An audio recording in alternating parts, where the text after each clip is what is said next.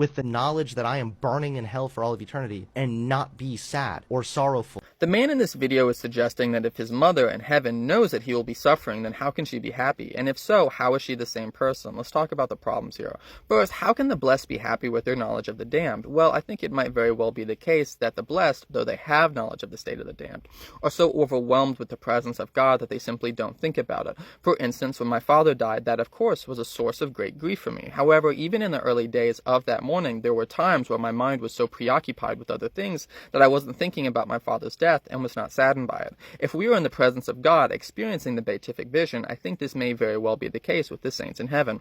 Or even if we are thinking about it, we might just recognize that everybody in hell is there of their own volition and are getting what they justly deserved, and we just won't be bothered by it. I see no problem with either one of these explanations. Hunter then suggests that if his mother doesn't sit around feeling sorry for him, then she's not the same person, and his reasoning here does not even follow logically. He suggests that being sad about him is an essential part of the human experience, and then says that she would therefore not be the same person. But wait, that doesn't follow. If being grieved by your suffering is an essential part of being human, and your mother doesn't feel that anymore, it doesn't follow that she's not the same person. It follows that she isn't human. This is all, of course, assuming we grant the claim that feeling pain over your damnation is an essential aspect of being human, which I see no reason to accept. If you want to argue that your mother will no longer be the same person, you will need to construct a model of personal identity over time, argue for that model, and then argue for why we should think your mother violates the conditions of that model. So far, Hunter has done none of this.